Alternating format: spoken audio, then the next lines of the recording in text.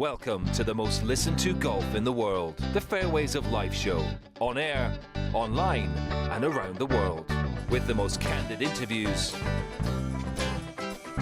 unforgettable stories, taking you beyond the ropes. Here's your host, New York Times best-selling author, Matt Adams. Wow, what a finish to Masters. Welcome into the Fairways of Life show from the PXG Custom Studios. You have never played like this before. We are delighted to welcome you into the program from me, obviously being on the road. We're just outside of New York City. I'm at the Courtyard by Marriott in Stamford, which is an unbelievable place if you are looking for a place to stay in the part of Connecticut just outside of it. Maybe you're commuting into the city or taking the train in or whatever you're doing.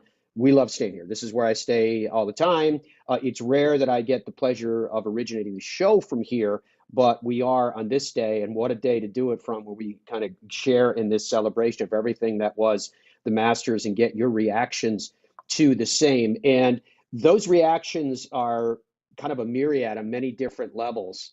There was one article that I saw that I really liked from Adam Schupak to try to give us some perspective on this whole thing. And we're going to go through it all day. He'll give you my thoughts on it. I'm sure Dom will weigh in as well. But Adam put together the file. And the headline is, "Worth the Wait, Rory McIlroy wins the 89th Masters and completes the career Grand Slam." You can find this at golfweek.com. And he writes, "Rory McIlroy fell to his knees and began to cry. He let out a primal scream as 14 years of pent-up frustration poured out. Quote, 'My battle today was with myself. It was a struggle, but I got it over the line,' close quote. McIlroy, 35, sank a 4-foot birdie putt at Augusta National Golf Club on the first hole of a sudden death playoff with Justin Rose to win the 89th Masters on Sunday. He became the 6th player in men's professional golf to complete the career Grand Slam, the first to do so since Tiger Woods in 2000, and ended an 11-year victory drought in the majors. In doing so, he cemented himself as the greatest player of the post-Tiger generation. Quote, 'I have dreamt about that moment for as long as I can remember,' close quote. It was a roller coaster day of emotions as a nervous McIlroy squandered his two-stroke overnight lead with a double bogey on the first hole and lost the lead by the time he reached the third tee. McIlroy bounced back with birdies at the third and fourth hole, and after a birdie at the ninth, held a 4-stroke lead as he made the turn. But as his fellow pro and good friend Shane Lowry pointed out later, quote, 'He doesn't make things easy, does he?' Close quote. No, he didn't. But that was a reflection of how desperately McIlroy wanted to win the elusive last leg of the career Grand Slam." Adam goes on to write, he says, "McIlroy knows signing the center of the Masters flag is reserved for the winners. Dustin Raymond knows as well as anybody. He's carried a black Sharpie to every Masters since 1991 to collect autographs on yellow souvenir flags with the Masters logo in the center. For a collector, nothing tops a pro signature inside the green line of the United States map with the red flag stick and hole location in Augusta, Georgia. It's like the sweet spot on a baseball," he described. To improve his odds of landing the prime real estate, Raymond folds the flag until only the Masters logo is shown and hands it to pros as if them to sign on the dotted line. It usually does the trick, but not with McIlroy, who has unfolded Raymond's flag and scribbled his signature in one of its corners. When asked whether that was a conscious decision, McIlroy nodded his head to confirm that it wasn't by accident, saying, quote, "The center reserved for winners, isn't it?" Close quote. Rory's superstition may rival that of a hockey player refusing to touch the Stanley Cup until his team has won it, and it illustrated just how badly he coveted the one major title that separated him from joining one of the most exclusive clubs in golf. Gene Sarazen was the first to do so when he captured the 1935 Masters. It was then known as the Augusta National Invitational at the age of 33. Tiger Woods was the youngest to complete the Grand Slam when he won the 2000 Open at the age of 24. Ben Hogan was the oldest at 40 at the 1953 Open Championship. Nicklaus, 26, completed the Slam at the 1966 Open, and Gary Player, who was 29 when he edged out Nicklaus by a year at the 1965 U.S. Open, along with two-time Masters champion Tom Watson, who never converted the final leg of the Grand Slam, failing to win the PGA Championship. All predicted McIlroy would accomplish the rare feat this year in his 11th attempt. Player said, quote, "There's never been a course that's suited for a player like Augusta is for Rory. It's made for him," close quote. As soon as McIlroy captured the third leg of the 2014 Open in July, he articulated his new ambition, quote, "To be going to Augusta next year as a 25-year-old and have a chance to win the career Grand Slam, even I didn't think that was possible," close quote, McIlroy said at his winning press conference more than a decade ago. Somehow the Masters, the major he nearly won in 2011, became the last he needed to have his face chiseled into the class picture of golf's most exclusive fraternity. For 3 days in 2011, the then 21-year-old Northern Irishman imposed his will on Augusta National, building a four-stroke lead. The press swooned. The final round was supposed to be a coronation ceremony. Everything was unfolding just as he had dreamed.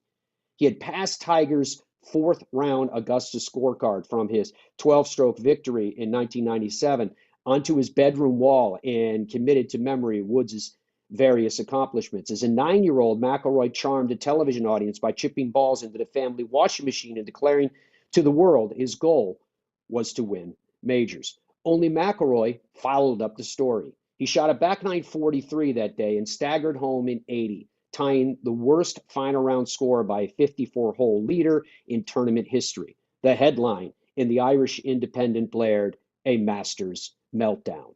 He said, "At the time, it felt like the only chance I would have at winning at Augusta, and I blew it," close quote. CBS golf analyst Peter Kostis was assigned the inevitable task of approaching McIlroy for a post-round interview. Quote, he said, "Right about now, I feel like I need a hug. I was whispering in his ear so nobody else could hear the conversation," Kostis recalled. "I said, 'All right, I'll give you a hug,'" close quote. The two men embraced. Words poured from McIlroy's mouth with such candor that it won him supporters around the globe. Kostis explained to Golfweek, quote, "The important part of the story is not the hug. The important part is that he manned up and he did the interview. That, to me, is the moment. He fulfilled his obligations at a time when he was really devastated," close quote. Everyone marveled at McIlroy's textbook swing, his dazzling length, and his finesse around the greens. But could he control his nerves at the majors? That article continues. I think it is absolutely brilliant. I'm so eager to find out from all of you what your thoughts were of this Masters, because my feeling is, and Dom, I'll kind of bring you in on this because you and I were watching it at different places. I had to fly early yesterday. I had to fly up here to New York and then drive over here to where we are today. And my sense is, and I'm still getting messages, are coming in from all kinds of different ways, text messages, social media, et cetera, where people are trying to express their thoughts and their views. This one felt like a group catharsis to me. This felt like this was a purging of emotion for all of us, for everybody. I guess the first question I would have, Dom, I know how excited you were when you're watching it because of all the call it a roller coaster ride that was this Masters. But did the win for Rory McIlroy to finally break through, did it feel like something that we're all sharing in together, or was it just because the Masters was so exciting? Full stop. I think that's a tough question, Matt. I think that it depends what side of the fence you're on, right? The last 3 years have been tumultuous, to say the least, in the world of golf. And I think there has been sort of a divisiveness, and you're sort of on one side of the fence or the other. There doesn't seem to be a lot of people that are hanging out in the middle. So I think for those that are on the Rory side, right, it absolutely was what you described, a catharsis, a relief, a release. The same thing we saw Rory do when he just crumbled to the ground and immediately started sobbing, which is exactly what you would expect him to do. I have always been, personally, as I think you know, on the side of history. I like watching greatness. I think it's good for business. I think it's good for this show. I think it's good for golf. And I think that's what's exciting. So to me, the historical side of this made it special. And that's why I loved it so much and enjoyed the heck out of it for that reason. Not necessarily that I'm on one side of the fence or the other. I just think that from a historical perspective, I mean, it's a legendary moment in the history of golf, what we witnessed. I mean, to think that he's one of only 6 players ever to complete the career Grand Slam, I mean, that's such small company, Matt. It's hard not to look at what we saw and think about the historical context of it. That being said, the roller coaster of the round, Matt.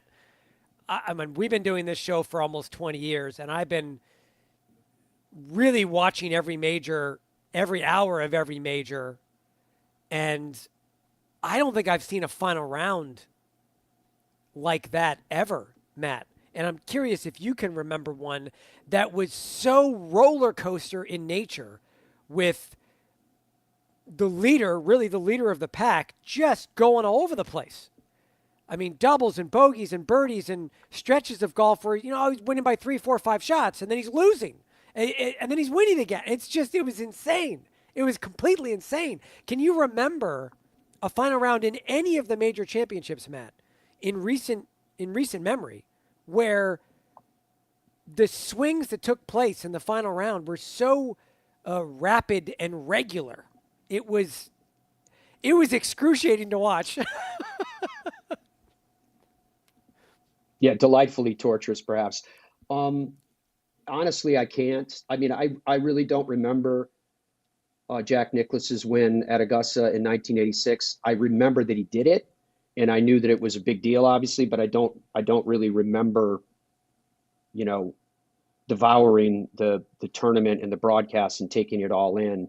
Back in those days, too, I'm sure people could weigh in. And I'm going to ask you in a second what you did for question of the day, because I'm sure it's going to be intriguing and related to this. But I'm sure there's people that could write in and tell us about, back in those days, the coverage was far more restrictive. And there still is a lot of restrictions, but there's also at the same time a lot of ways to get content from the Masters. I'm talking about streaming and digital and things like that. But from a network standpoint, I think the network broadcast didn't kick in each day till 2 p.m., 3 p.m. of this week, if I'm not mistaken. And before that, you could find like group coverage, or you could find, there it is, Andrew just put it up there, 3 p.m. on ESPN and 2 p.m. on CBS. In between that, it was the streaming coverage on Saturday and Sunday that started around noontime. But then otherwise, the dedicated coverage that they had, like freemasters.com, which you could find on, I think ESPN Plus is where I was watching it. You had featured group, which the featured group coverage I thought did an excellent job. I really enjoyed it, but it's still not a full-blown broadcast, right? And then after that, you had 4, 5, and 6. You had Amen Corner. There was one more, but I forgot what it was because I wasn't watching it, because I was watching the featured group coverage. Anyways, so I don't mean to babble on about all that, but no, I can't remember a major with that kind of drama, with that kind of fluctuation, with that kind of roller coaster.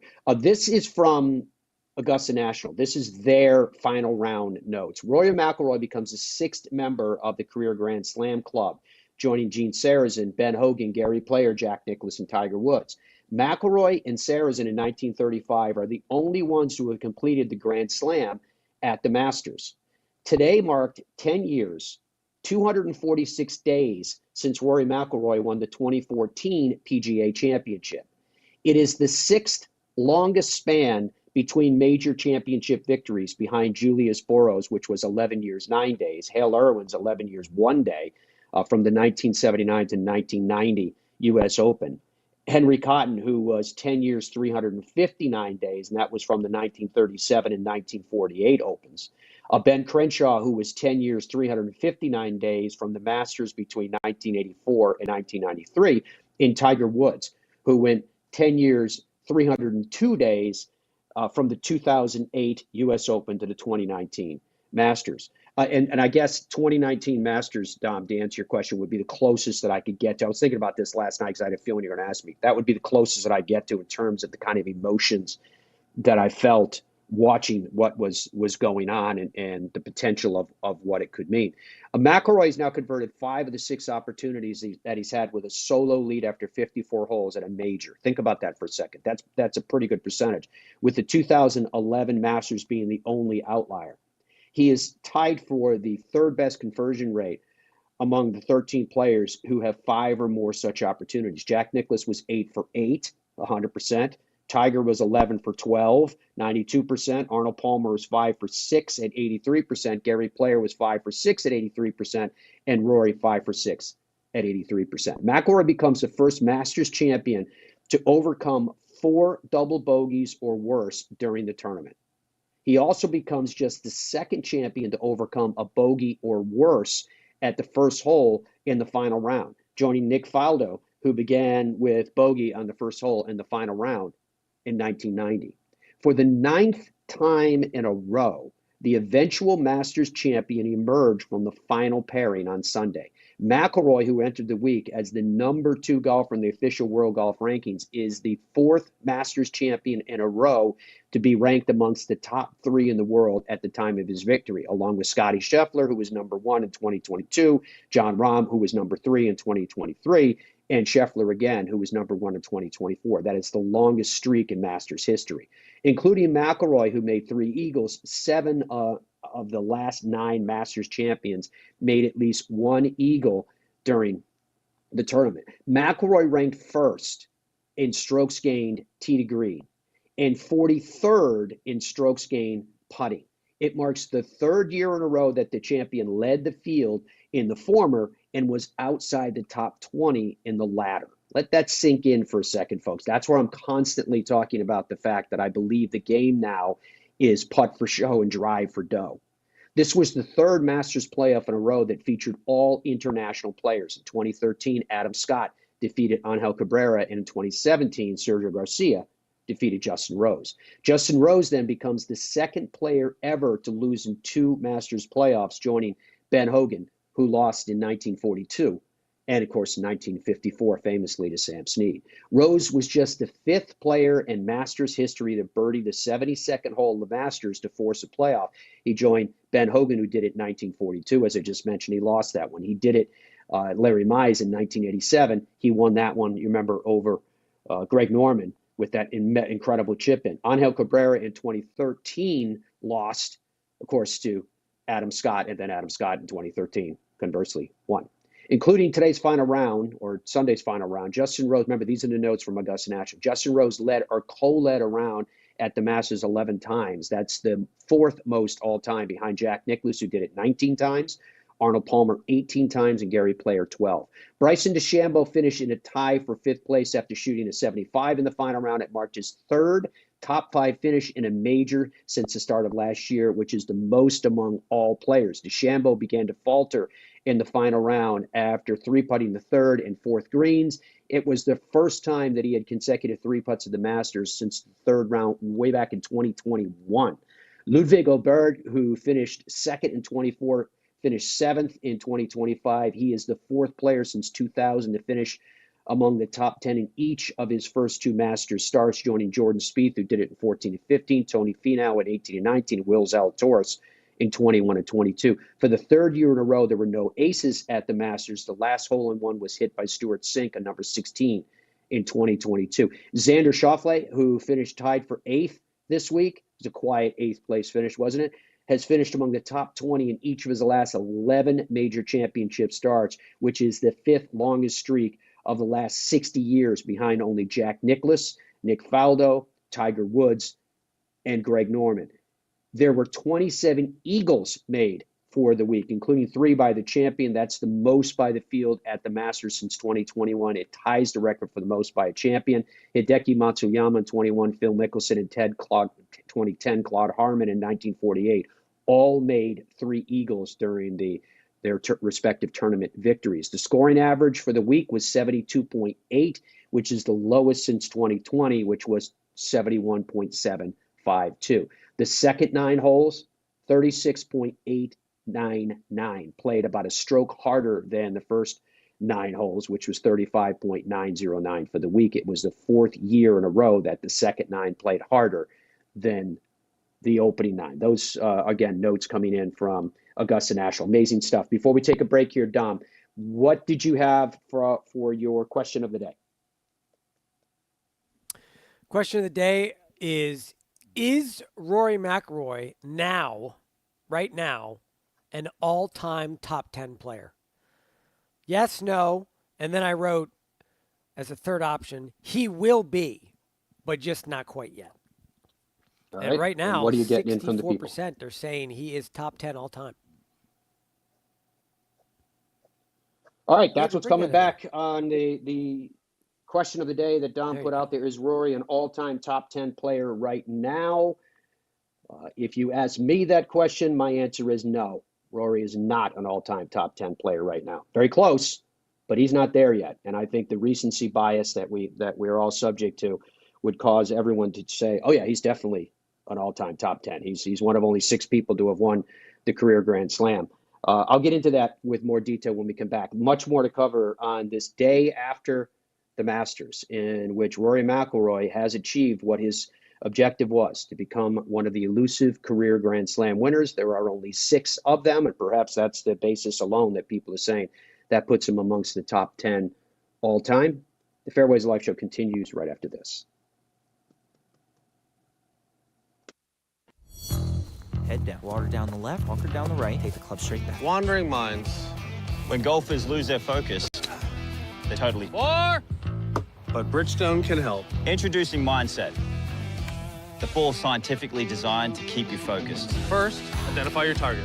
Next, visualize your shot path. And then focus on the green dot and smooth one. Play the Tour B and E12 with Mindset technology. You see what happens when we work together? Stuff like that. FlightScope Mevo Plus is the ultimate indoor and outdoor golf launch monitor and simulator. It gives you the club and ball data you need with the accuracy you demand. Mevo Plus comes with ownership of simulated golf courses for you to play and practice at home. Mevo Plus is an essential golf partner to help you improve and understand your game better. Put more purpose in your practice. To learn more and get your Mevo Plus, shop now at flightscope.com. Innovation has been at the heart of every Super Stroke grip we've ever created, cementing our status as the #1 putting grip on tour. Now the best just got better. Introducing Super Stroke Synergy, our most advanced putting grips ever, for unmatched confidence to quiet your hands and your mind. Find the perfect grip for your game at superstrokeusa.com. Our journey began with a simple yet powerful vision to provide the world with the highest quality Virginia-type peanuts. The Hubbard Peanut Company, where quality and tradition meet to create an unforgettable experience. Visit hubspeanuts.com to explore our full range of products and place your order today.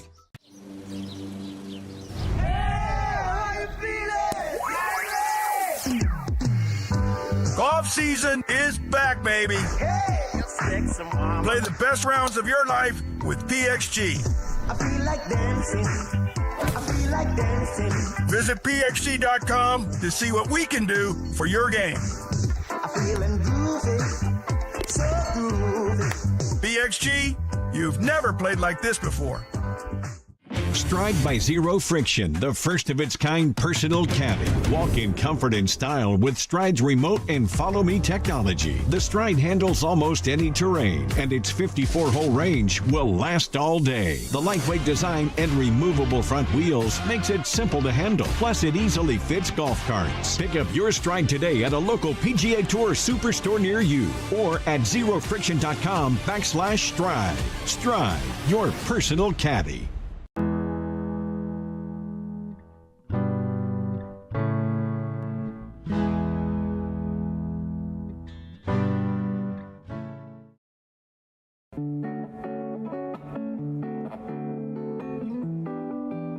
As we welcome you back to the Fairways of Life show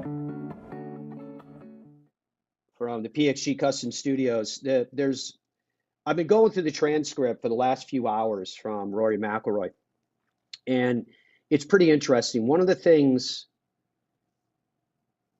I'm going to find it here, where he was asked by a member of the media in the press conference, the question was, you just said it, where at times today you thought you let it slip by. Can you talk about the double bogey at the 13th when Bryson was clearly falling off and you pretty much were on your own? What happened in your mind, and what happened when you saw all those guys coming after you? Rory answered saying, quote, "Yeah, I mean, I thought I played 13th hole smartly, at least for the first 2 shots. A 3-wood off the tee, then I laid it up in a good position. I had 82 yards to the pin. It had went into a little valley and it was on the upslope. And usually when I hit a wedge shot off upslopes, they come out, I come out of it a little bit and they go left on me. I gave myself like a couple of yards of room to the right. I wasn't aiming at the creek, but it came out, a little weak and a little right. And that was, to make a double there when a birdie chance otherwise, and then seeing what Rosie was doing and also what Ludwig was doing at the time as well. But at the same time, I knew I had 15 to play. The bogey didn't help at 14 either, but I still felt like after the tee shot on 15, I was still in it. I think the one hole that I was not worried about, but was sort of in the back of my mind, was 16, because that was an unusual Sunday pin on 16, probably the 50th anniversary of Jack holding that in 75. So that was the one.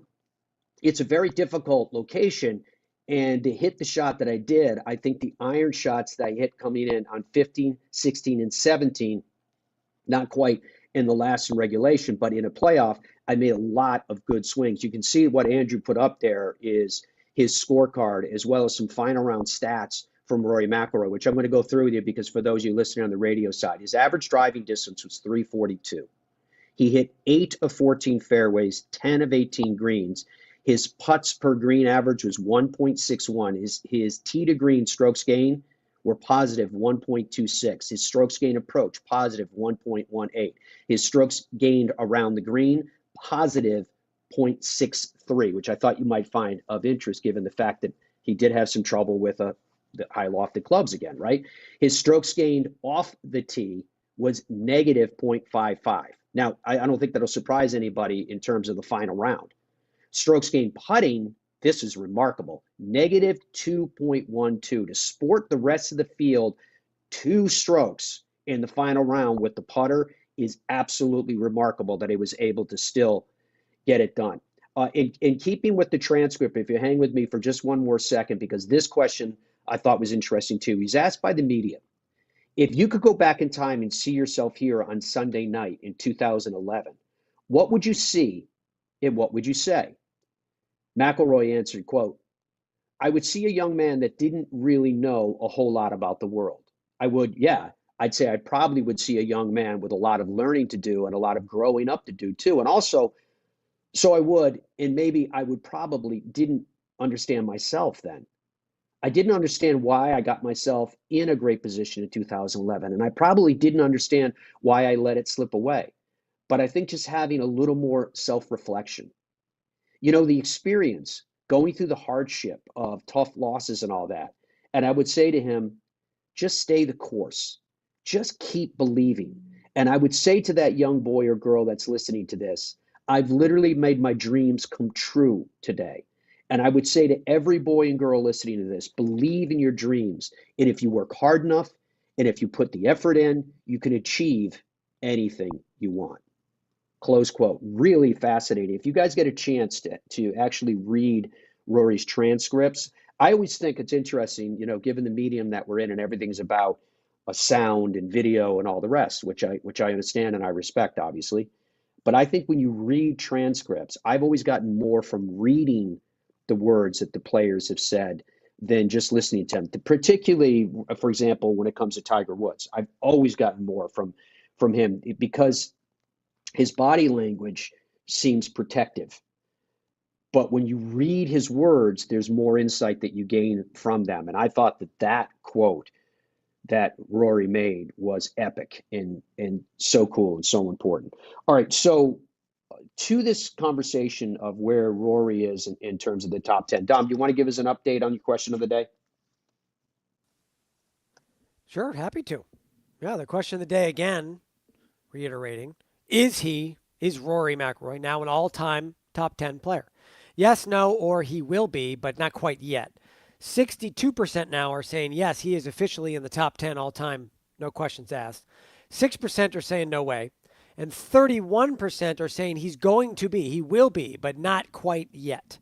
Andrew, why don't you put that graphic up there that you just did? This right here, Matt, is a list of all-time players that have 5 or more major championships, as well as 29 or more PGA Tour wins. And there you see the list with the majors next to the tour wins.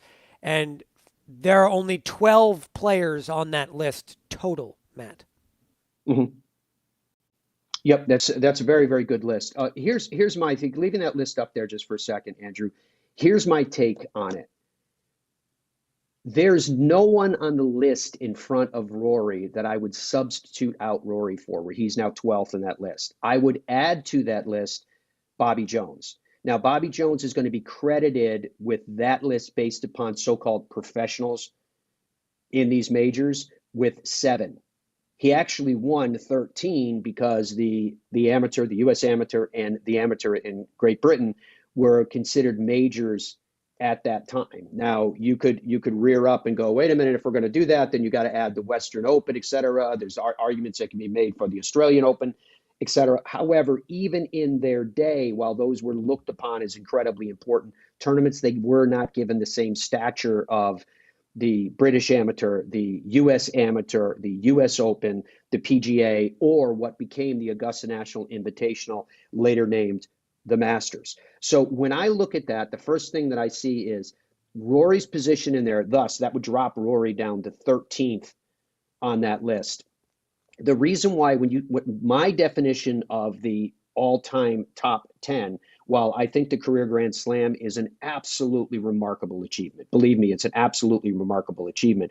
Rory has 5 major championships and he's won 29 times on the PGA Tour. And we're using this as the standard of comparison here, right? You could go to it and go, well, you have to add in the because when you count DP World Tour, formerly known as European Tour wins, many of them are overlapping. You'd have to net it down to what that number actually is, et cetera. But with all of these players on this list, they all have wins in other ways in other tours. So unless you have the minimum number of major championships won and wins, then you don't move up the list in my mind. While those 4 wins that represent the career Grand Slam are remarkable, every major is remarkable. And I would not put the career Grand Slam collectively of 4 above someone that's won, for example, 5 or 6 majors. That person that's won more majors still trumps the total number of which Rory has 5, in my humble view. So Lee Trevino, that you can see there with 6 and 29 wins, if Rory wins one more major, I would tie him with Lee Trevino. When you look at Walter Hagen with 11 and 45 tour wins, consider that Walter Hagen won those 11 before the Masters was even, he was at the end of his career by the time the Masters started in 1934. So the fact that he won that many majors beforehand is remarkable. I will hear the argument, and I can hear people making it right now, where it's a recency bias, where they'll go, well, the fields weren't as deep or the fields weren't as difficult. You play against who you play against at the time. And it just go back and read Bobby Jones' writing and read his books and hear the pressure and the stress that he went through to try to win the majors that he won during the course of his career. And you realize that this was no walk in the park for them. This was not them rolling over the fields. The fields may not have been as deep, but they were fierce at the top. And that was the case with Jack Nicklaus as well, if you look at the Hall of Famers that he was competing against at the time. So in my mind, Rory McIlroy is really, really close. And I would be of that last question that you asked, the last option that you gave, Dom, which is say he's close, but he's not quite there yet. Whether it will happen or not, I believe that it will, which is another discussion altogether. I'll pause for a second, Dom, if you want to weigh in with anything that you're hearing from anybody yet, or any comments that you want to make relative to what we're talking about here. Sure, I'll read some stuff coming in. Let's see. We've got Bob says, incredible Masters, that it was. Blake says, I fell out of my seat on that missed putt in regulation on 18. Really good for Rory to finish it off in overtime. Kevin says, great Masters. I was pulling for Rosie. If Rosie won, he would have qualified for the Hall of Fame. I think he's already in the Hall of Fame. I mean, between his European Tour wins and PGA Tour wins and the fact that he won a gold medal, I'd be shocked if he didn't get into the Hall of Fame. But yes, technically, I guess it would be a guarantee. Salty says, this year's Grand Slam is in jeopardy. I want to see Rory take it. Now we have someone getting in the mix, Matt, saying he could win all 4 majors this year with, I don't know. Maybe this leaf has been turned over now. Maybe the floodgates open. Andrew, can you put up the rest of the majors this year, the schedule? Because obviously we've got Quail Hollow coming up, and we all know how much Rory loves Quail Hollow. Yeah, Dom, and this Oakmont is essentially actually a bomber's paradise. this is where I was going to go next with this whole thing. I paused just for a second to give you a chance to come in with some comments and the where we stand on your current question of the day in terms of percentages. So let's pause on the majors that are coming up, and we'll go through that in some detail. Sure. The update there, if he's all top 10, yes is 57% now. It's come down a little bit. You're swaying some folks, Matt. 17% say no. 26% say he will be, but not yet. So there you go. I mean, if I'm playing devil's 26% advocate, are saying will be. yeah, he will be, but not yet. Yeah.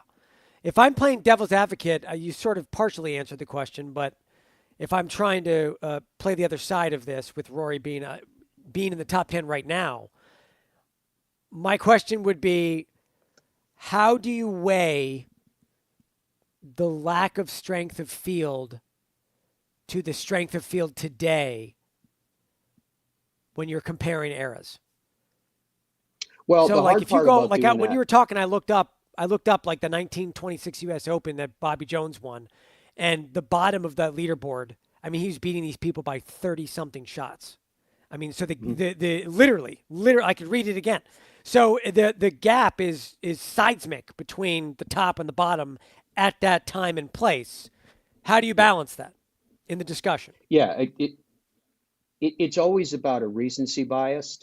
And if I posed the same question and said, 1926 is next year 100 years ago. If we go forward 100 years from now in the game of golf, how would you feel who are sitting at home that are adamant that Tiger Woods is the greatest player in the history of the game? Or maybe you feel Jack Nicklaus is the greatest player in the history of the game. Well, how would you feel if I said, yeah, but in a century from now, are people going to look at that and go, please, the players of 100 years on are so much better than the players 100 years ago when Tiger was playing and Jack was playing. And 100 years on from now, Tiger and Jack are going to be pretty close to looking like they were in the same era. They're not going to be exactly, but it's going to be close. It's almost going to be like a Harry Vardon to old Tom Morris. You know, if I asked you that, most people would be like, "Oh yeah. They kind of competed at the same time." Well, they were separated by this almost the exact same amount of time as Jack Nicklaus to Tiger Woods at the height of their prowess.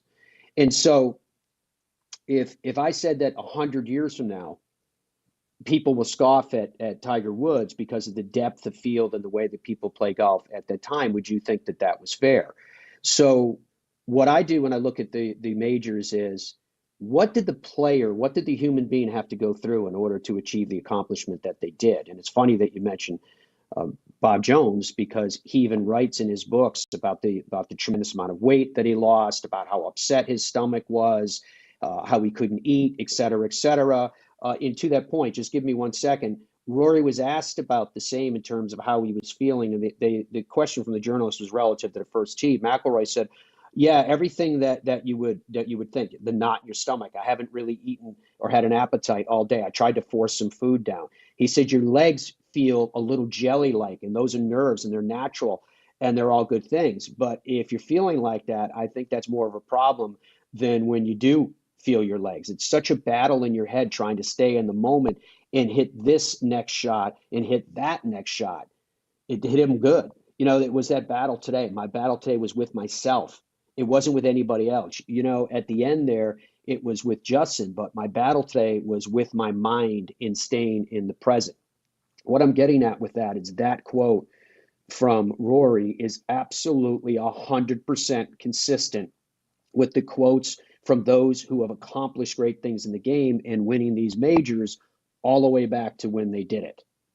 There is consistency with that. So now you're getting into the greater argument of saying, can you compare one era to another, right? That's the universal argument in sport, in all sports across the board. And if one declares that, no, you can't do that, then you have to have what you would call a list for today of the top 10. And if it was a list for today of the top 10, the way that a lot of people are defining it right now is they're declaring, it was in that article I read for you as well, that Rory McIlroy is the greatest player post Tiger Woods.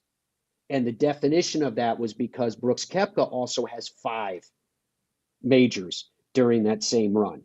And so people are going to look at that and go, well, yeah, okay, well, Rory has more overall wins, gross wins. But at the same time, I would look at that and go, wait a minute, Phil Mickelson won a major in 2021. That's definitely in the same era that we're talking about, isn't it? He has 6 of them. Andrew, go ahead and go back to that list, if you would, please, of major championships and tour wins in as a comparison. And there you see Phil Mickelson with 6 and 45. Which puts Phil Mickelson amongst the top 10. And before he won that last major and got to 6, I had him just outside the top 10. I no longer have him outside the top 10. So that's why I'm saying with Rory McIlroy, I get the current euphoria. And look, you guys know that I like Rory. I don't have any axe to grind against Rory. I actually disagree with the comment that you made earlier, Dom, that I know that there's people that are taking a us versus them on one side or the other. And you said there's not a lot of people in the middle. I believe the vast majority of people are in the middle. I actually think that a huge percentage are in the middle. And I think the people that are ardent on one extreme or the other are the vocal minority. I don't think that they represent the majority. So if you were talking about a modern list of the top 10, and then we could debate how you define that, I'd say, yeah, Rory's definitely in that. He's probably in the top 5, maybe even higher than that. If you defined it by this so-called post-Tiger, greatest players, that's a weird definition, but okay, is he the best amongst that? Yeah, I suppose you could say that because the majority of his 29 now wins have come since Tiger was at the height of his prowess. But remember, Tiger won the Masters in 2019. It wasn't really that long ago, too. So even that one's a strange one. So that brings us back to the same thing. When you're defining, and you had the question, is he at top 10 all time? The first thing, you can't go into it and go, well, I'm going to eliminate a third or half of the list because they didn't play at the same time that Rory played, or they didn't play at the same time that Tiger played. Some of them did. Some of them overlapped. And at what point do you say, no, it doesn't count anymore? And is that not a recency bias? For example, if you look at Gene Sarazen, who won his first major in the 1920s, and Walter Hagen, who's already talked about, okay, are those the guys that you're going to take out? Would you really have the gumption to take out Ben Hogan or Sam Snead? Would you take out Arnold Palmer in terms of what they accomplished? Because at the time that they were doing what they're doing, their fields had the same depth as they have today? No, they didn't have the same depth. Let me ask the question another way, Matt. Let me reframe the question really quickly. Go ahead. Would you say then the best way to phrase it would be, again, to put it simply, it's equally as hard to win the U.S. Open in 1910 as it is to win next year? That's just how hard it is to win the U.S. Open. Doesn't matter. At the top of it, I would say. No, I'm just saying the difficulty of winning the U.S. Open or the Masters, whatever, a major championship, is, yes, let's say on a scale of 1 to 10, right? It's a 10. That's how hard it is to win the Masters in 2050. That's how hard it is. Well, if you talk about the Masters, it started in 1934, but yeah. The U.S. Open started in 1895. So no, but that's my point, though. Is that a way to frame the discussion then? A better way to do it in terms of you could frame it that errors? way, and my answer to that would be yes. Although most people would reject that if someone said yes. It's as hard to win at any time a major championship as it is today, because they would go to depth of field. And they'd say, well, it's not as strong from top to bottom. My contention is when Jack Nicklaus was winning his majors, it's not as strong as top to bottom as it is today. But at the top, it is incredibly difficult to win. Well, remember, Brooks said a couple years ago at the Masters, Matt, that these tournaments only have 10 or 15 people in them anyway. He literally framed it that way. Yeah, but Jack used to say that too. So that was what they would do. He and Jack said the same thing. It's funny because when Brooks said it, people somehow took offense to it in some quarters. And I was like, he said the same thing that Jack Nicklaus said. He would say that, the percentages vary in terms of the quotes and over time, but that the vast majority of people defeat themselves before they even get there. They're upset about the golf course setup. A lot of the comments come out of like US Open setups and things. They're upset about the setup. They're upset about the tee times that they got, etc. You just heard the quote that I read to you from the transcript from Rory that's saying his greatest competitor today was himself. And that's where I go to your question when you said in 1910, in 1934, in 1950 at Marion, in 1953 at Carnoustie, obviously I'm mentioning Ben Hogan with those. Was it as hard for a player mentally to overcome the nerves, to overcome the doubt, to overcome the field, to overcome all of the outside variables, all of them, whatever they are? Was it as hard for a player emotionally to do what they needed to do at that time as it is today? And my answer would be absolutely yes. And if we don't answer that way, then we are what I call engaging in a present day conceit. This idea that somehow what we do here and now has more significance, or it's more difficult, or it's more profound than it was at the time that someone else did it. To which I would ask you the same question. Then are you willing to concede that in 100 years from now, people should scoff and laugh and brush off the table the accomplishments of those that surround you today? Right? That's where people usually would sit back and take an offense and go, oh, what are you talking about? It's outrageous. We've got great depth today. How can 100 years from now be different than where we are right now? Ask the people from 100 years ago. Right? So anyway, that's my feeling on it. I'll ask you one more time, Dom, in terms of where we stand, and then we'll move on in our final segment. I'm sure we're going to get more time to talk about this tomorrow. Tomorrow I'll be broadcasting from inside of NBC Sports. I'm hosting Golf Central this week, and I'm not even sure what time I'm on air tonight. I think we're on like 10 p.m. or something. 9 or 10 p.m. is Central tonight. But it's not anyway, important. Who cares? You don't need to know what time you're on the air, Matt. after we get done with this, I'll find out for sure. Dom, but go ahead and tell us where you're at with the survey right now. If you have Is any more Rory things top 10 all time? Yes, 61%. No, 18%. He will be, but not yet. 21%. And there's more comments coming in that we can get to on the other side of a break, Matt. All right, that means we need to go ahead and take a break, which we will do. I'd like to encourage all of you guys, when you get a chance, check out Newton Golf Shafts. We're proud that Newton Golf Shafts is a part of the Fairways of Life family. Their website is newtongolfco.com. newtongolfco.com. They've had over 31 players use the Newton Golf Shafts on the PGA Tour Champions last year alone. 6 of the 36 players in the Schwab Cup Finals were using a Newton Golf Shaft. And there's a technical piece here that I need for you guys to understand. And that is, when you take a club back, particularly a driver at the top of your golf swing, there is what's called a load.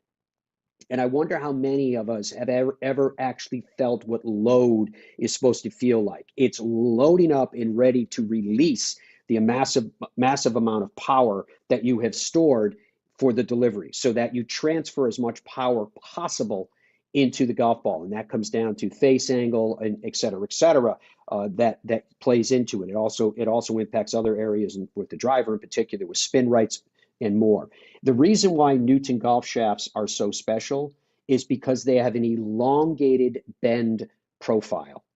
That means instead of having an acute flex point, their elongated bend profile allows for the storage and the delivery of as much power as they possibly can. They're built right in the USA, and it is that kinetic storage system that gives Newton Shafts that stable feeling. And as I said, I suspect that for many people watching and listening right now, you've never actually felt it before, but now you can with Newton Golf Shafts. It may not be just about you going out and buying a new driver. Your driver head, and I've talked about this all the time, I'm very honest with you guys to say that there are real technological advances in equipment, but they're incremental.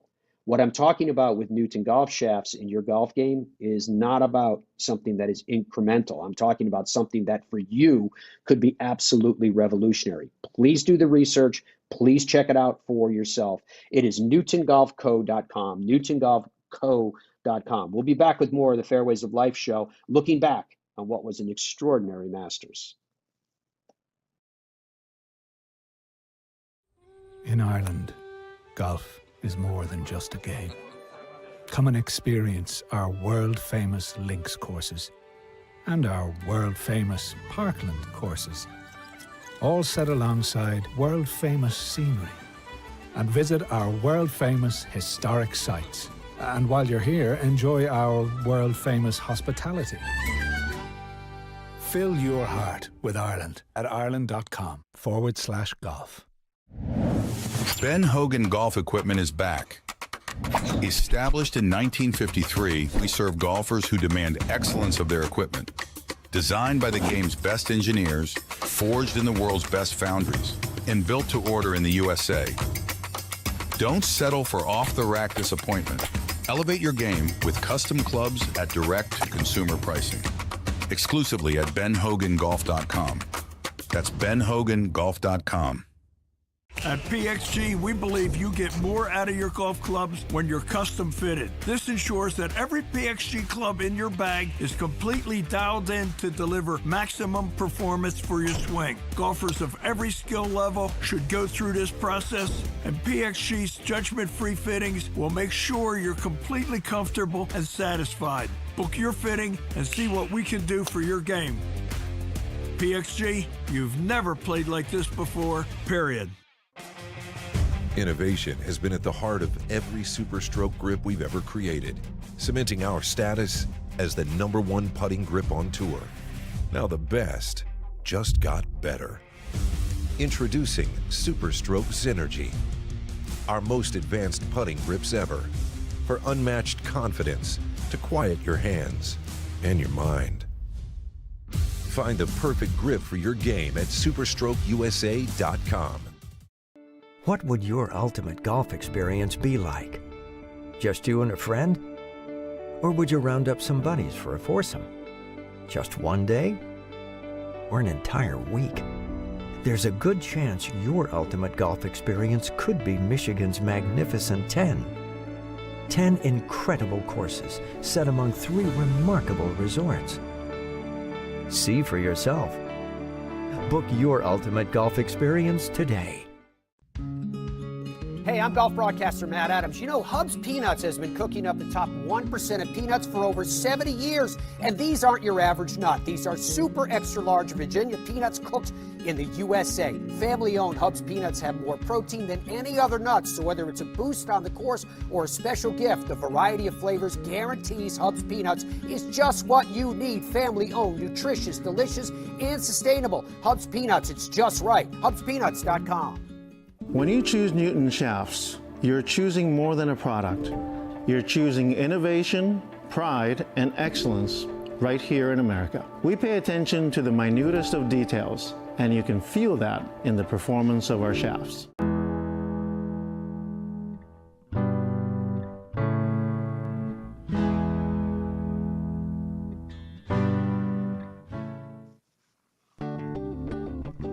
Pleasure to welcome you back to the Fairways of Life show on this Monday, reflecting on everything that took place at, it's crazy to say it, the first major of 2025 on the men's side of the game. So we kind of started touching on this, but I think let's jump into it in earnest here. Andrew, if you could put up the graphic of where these majors will be taking place this year, and let's think of it, because that was what the context of the first touching on it was. Rory McIlroy relative to the same. Okay, he is now the Masters champion. That is set in stone. That is a forever, the achievement of the career Grand Slam, etc.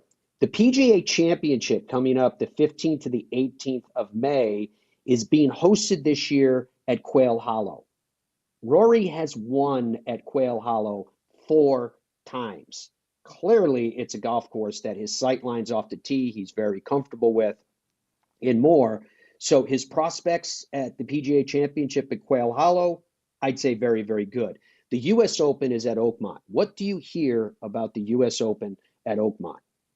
All the way through it, we're talking about what I like to refer to as a stat called total driving, which is about accuracy off the tee and distance. Everybody's going to miss fairways. Sooner or later, everybody's going to have to hack it out of the rough and try to get some club on it. It does help that you can get steep on your club. It does help that you have the strength to do it. But in terms of total driving with where Rory McIlroy is right now, notwithstanding some difficulties that he had off the tee in the final round yesterday, but if you look at Rory's stats for the week with his driving, if you look at his stats for the year, Yeah, definitely. It's extremely strong. And Rory talked about the nerves that he had at the Masters. Will he have the same weight going into the U.S. Open? I highly doubt it. He will have the same weight if he wins the PGA Championship. There's no doubt about that. And then the final major of 2025 is at Royal Portrush. Royal Portrush in Northern Ireland is just down the road from where Rory McIlroy is from. Now, the last time that we had a major there in 2019, you remember he had the disastrous start. He had the absolute heroic second round where he very nearly made the cut despite the troubles that he had in round one. I was assigned to him to broadcast both rounds, day one and day two, and I've never had a feeling on a golf course like I had on that Friday when he was just trying to make the cut. You remember after he finished, Rory was weeping, and he admitted that he realized that when he plays golf, how he plays golf, where he plays golf, it's not just about him. He's carrying a lot of people with us. And I would liken that to if you were, a great performer, a rock performer. And I've always said this, if you go to see Paul McCartney or Frank Sinatra back in the day, that song that you're about to sing isn't just about you. It's not just about you singing the song or feeling like, oh, I've sung this song for 50 years or 60 years. I don't feel like singing it anymore. That song, that memory, that emotion belongs to the people that you're performing it for in as much as it belongs to you.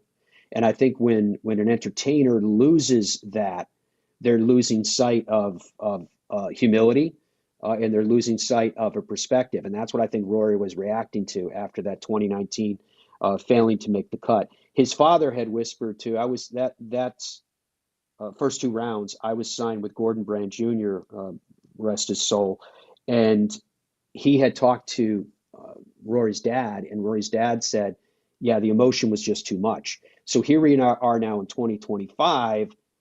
This is a different Rory McIlroy, not only in age, but in experience and all that goes into it. You heard Rory talking about one of his failings in scenarios like this is that he tries to start too fast. These are his words. I'm paraphrasing it, but it's his words. And think about that relative to mindset coming into the Open, being back on the island again at Royal Portrush. And consider the fact, and a lot of people don't realize this, Rory had the course record at Royal Portrush with his 61 from when he was a kid. I think he was 16 when he did it. So he definitely can play the place. He loves the place. It was a special place for him to go when he was young, very special and very rare and elite. So think about that in terms of what lies before Rory McIlroy. Think about that in terms of Dom's question, where we just saw Rory complete a career Grand Slam. Is it out of the question that Rory could be the first to achieve the professional Grand Slam in a given year? Now, Tiger did it over the course of 2 seasons, which they call the Tiger Slam, which I think, again, is underrated. And I don't think he gets the credit that he deserves for having all 4 major championship trophies on his mantle at the same time. I really don't care if it came across one season to another, if it bridged from one to another. But nonetheless, Rory McIlroy does have a chance to do it in the calendar season.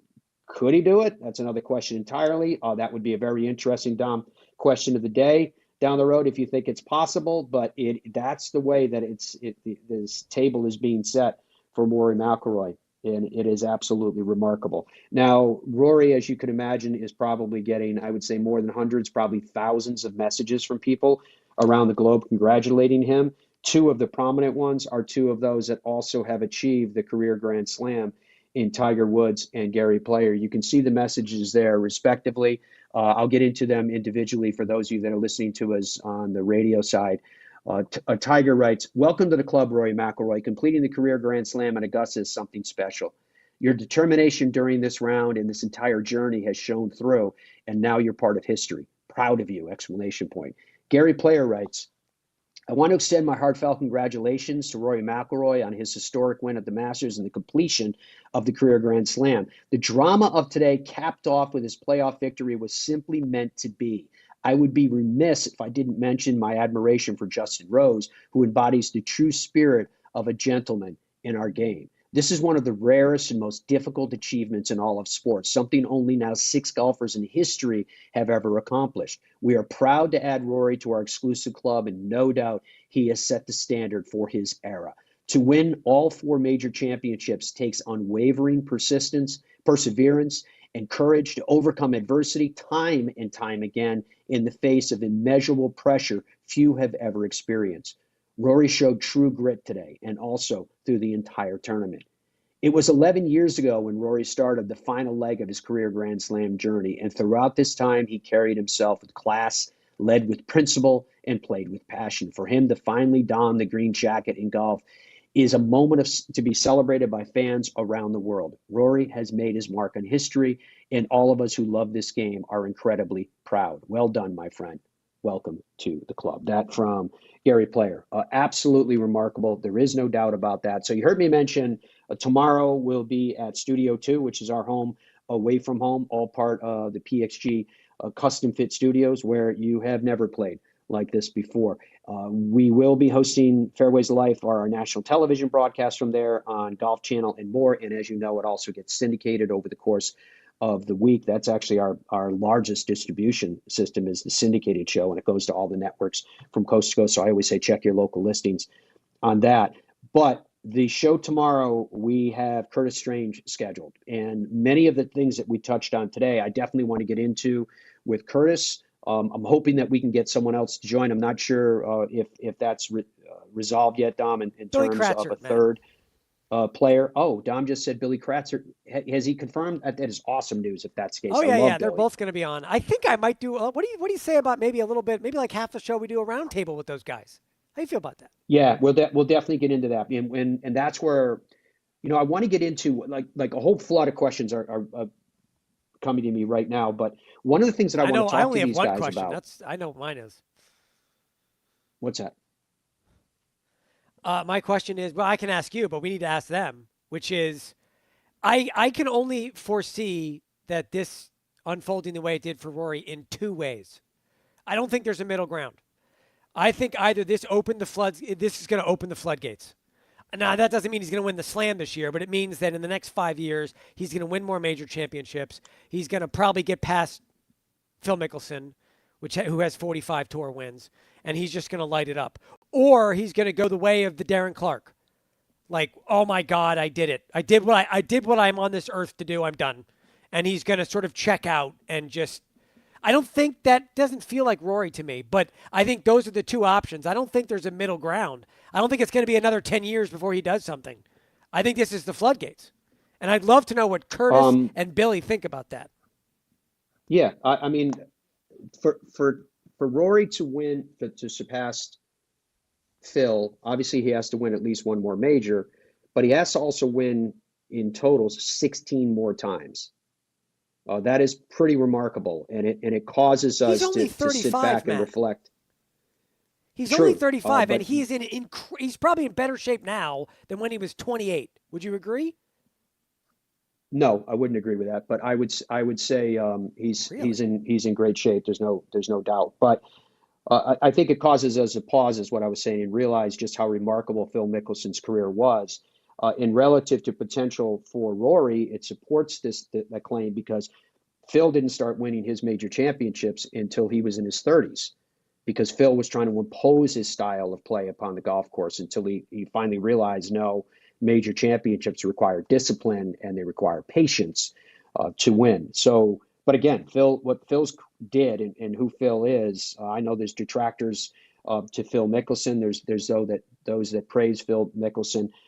So that he's a lightning rod on one side or the other. But when you take away all of that emotion one way or the other, what he accomplished is remarkable and absolutely incredible. So Rory would have still a steep hill to climb to get to what Phil Mickelson accomplished. Is he capable of it? Yes. I just went through that. He's actually capable, I think, of winning all 4 majors this year. That's how remarkable it is.